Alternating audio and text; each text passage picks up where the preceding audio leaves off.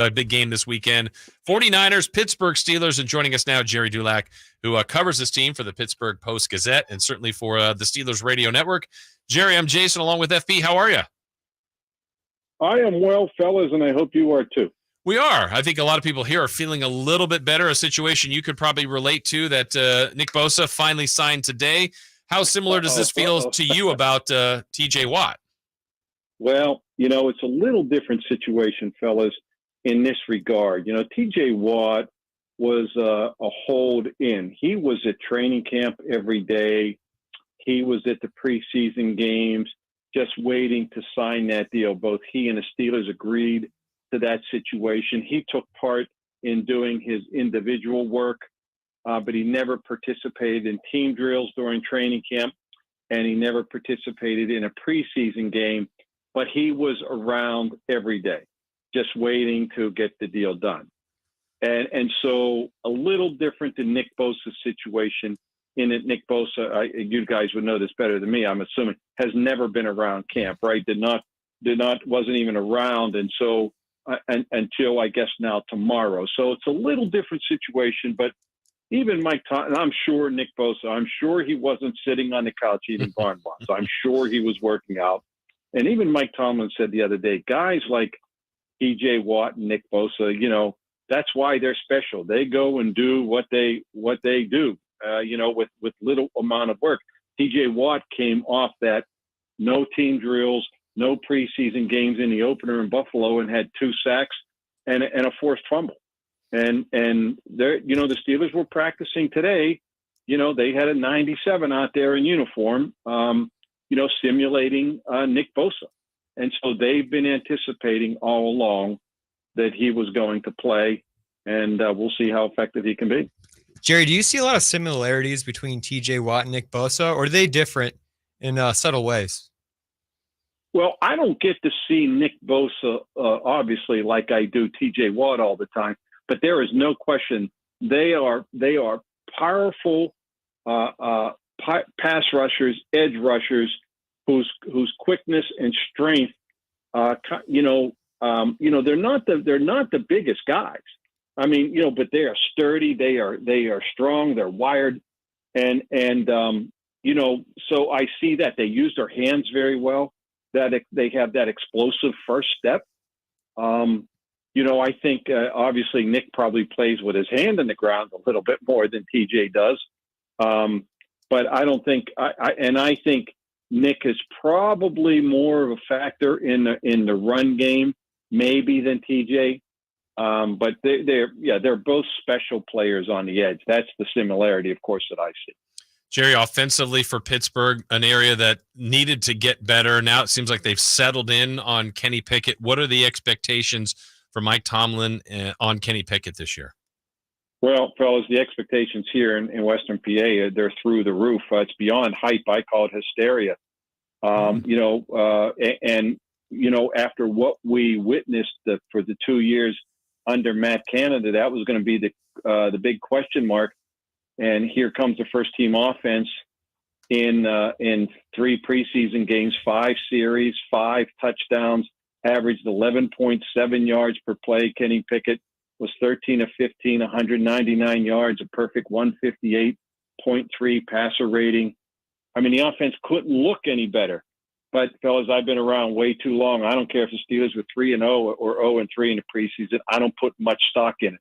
All that being said, at least we saw from the offense some of the capabilities, considering, and of course, taking into account Tampa Bay didn't play their starters. Buffalo played them for 2 series, and Atlanta didn't play any starters in the final preseason game. But, I equate it to, having a 3-foot putt, a birdie putt. You got to make them. And the Steelers, I don't care who they were playing against, they had to take care of business. And if it's second or third line guys, okay, then your job is to go out and beat them up and dominate them. And that's what they did. So I give them credit for that. We'll see now what happens against that 49er defense that was the best in the NFL last year. So you talk about hysteria. I don't know if you knew about this, but the Niners had a QB controversy, or just a lot of drama in their quarterback room. I'm interested to hear your perspective on Brock Purdy and just the general perspective nationally. Obviously, here we think very highly of him, but what do Steelers fans and yourself think of Brock Purdy heading into Week 1 against the Steelers defense? Well, the first thing I think when I see with Brock Purdy, and I will tell you, the quarterback coach for the Steelers really liked him coming out. They thought he would be. They were surprised he lasted till the 7th round. He liked the way he liked his composure. He liked how calm he was. He liked his throwing motion. Now, I'm not going to sit here and tell you that he wasn't surprised at how he performed. What was he, 7-0 until that till the last playoff game? What they averaged, 35 points. But I think part of it, I don't think there's any question. A lot of that is Kyle Shanahan's offense. You could plug, and I don't want to take anything away from Brock Purdy, but we have seen a number of quarterbacks operate in that system and be very effective. All, of course, with the exception of Trey Lance. And so, but you have to be impressed with what Brock Purdy did. Mr. Irrelevant, last player picked in the draft, and just comes in and looks as calm and as cool as can be. And beyond that, he's productive. So, I think, again, I don't think the Steelers are dismissing anything Brock Purdy has done, but I also think they realize Kyle Shanahan's system, that type of quarterback is perfect when you look at multi-dimensional player like Christian McCaffrey, you look at Deebo Samuel, look at George Kittle. Mike Tomlin said the other day, it's quite possibly each of those guys are the best one-on-one players in space in the league at their position. And he's probably right. And of course, you could start an argument as to whether they are or they're not. But man, those guys are playmakers. And when you have those kinds of guys in that system, the quarterback has a good chance to thrive. And all that being said, the fact that he did as a rookie was very impressive. Gerry Dulac joining us from the Pittsburgh Post-Gazette, also the Steelers Radio Network. Gerry, FP and I were discussing Mike Tomlin earlier. Just in awe, really impressed with what he's been able to do consistently. You've worked with him. You've seen him. What is the secret sauce for him? Why is he so successful all these years? Yeah, 17 years. And of course, in 16 years, never had a losing season. Think about that, fellas. That's hard to do. And now, I know he had Ben Roethlisberger all those years. And Ben Roethlisberger never had a losing season even before Mike Tomlin came around. 18 years without a losing season with Ben. And that was a big reason. But, Mike Tomlin's, his greatest strength is not letting his players get too high and not letting his players get too low. He's singularly focused each week. I will say this too. He is a football junkie. If there's a coach in the league who studies more film on other players, I don't know anyone else's habits, but I'd be surprised to know that any coach watches more film than Mike Tomlin. So he has a great understanding of individual players around the league. And I think he does, as I said, I think he does a wonderful job with 53 guys, letting, with the exception of a handful, like a TJ Watt or Minka Fitzpatrick, not dangling it over their head, but letting them all know that, hey, you're one bad play maybe away from let's put this other guy in. And then he does a good job of telling the reserves, look, you're one injury or one play away from going into games. So he keeps 53 guys invested in their job. And I think those are among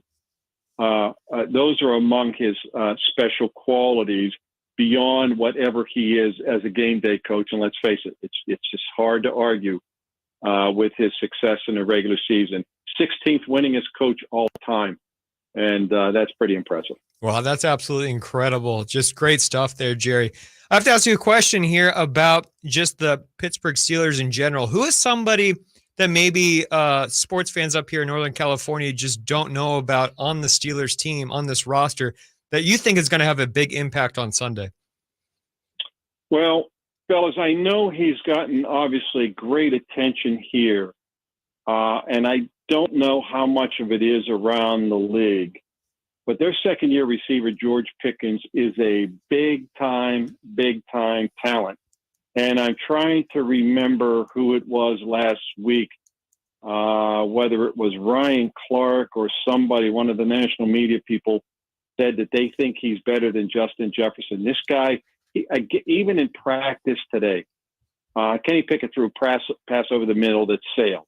and you could see it was going to go, was going to probably be incomplete because it was too high. And George Pickens is running a little slant route, almost like a skinny post, and he puts up his right arm and kind of cups it and cradles it and pulls it in.